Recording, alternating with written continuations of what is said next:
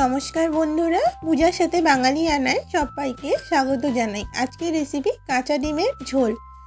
মাত্র একটা আলুতেই তৈরি করে নাও রাতের ডিনার রেসিপি। চলো তাহলে দেখে নিই কীভাবে চটপট তৈরি হয়ে যায় আমাদের রাতের ডিনার রেসিপি।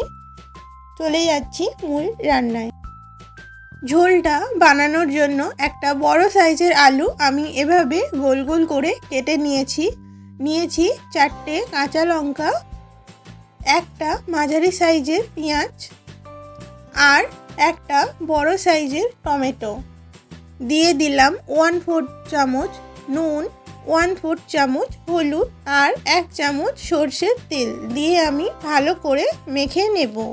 একটা ফ্রাইং প্যান আমি গ্যাসে গরম করতে দিয়েছি। ফ্রাইং প্যান গরম হয়ে গেলে দিয়ে দেব জল। আপনারা যতটা ঝোল পছন্দ করেন ঠিক ততটাই জল দেবেন। জলটা গরম হয়ে গেলে দিয়ে দেব আলু, পেঁয়াজ আর টমেটো মাখাটা।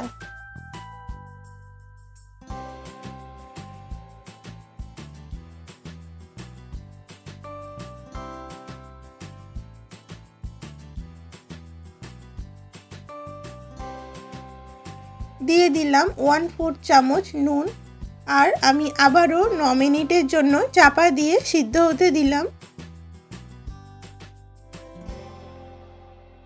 ফিরে এলাম 9 মিনিট পর। আমাদের আলু সিদ্ধ হয়ে গিয়েছে। এই পর্যায়ে দিয়ে দেব 3 টিস্পুন কাঁচা সর্ষের তেল আর ডিম এভাবে আমি ভেঙে তরকারির মাঝখানে দিয়ে দেব। ডিমগুলো দিয়ে আমি আবারও 5 মিনিটের জন্য সিদ্ধ হতে দিয়ে দিচ্ছি। আপনারা চাইলে ডিমের ওপর নুন আর গোলমরিচ গুঁড়ো দিতে পারেন, আমি দিলাম না।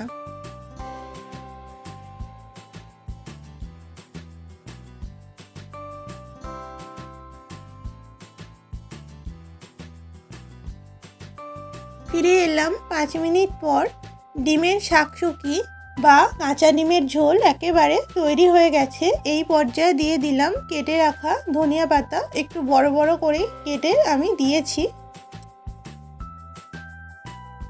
তো দেখো বন্ধুরা, কত সহজে আর চটপট তৈরি হয়ে গেল রাতের ডিনার রেসিপি। এটা কিন্তু ভাত বা রুটির সাথে খাওয়া যায়। খুবই একটা হেলদি রেসিপি। আর যারা এই শীতে ডায়েট করছো তাদের জন্য এটা তো একটা আদর্শ রেসিপি।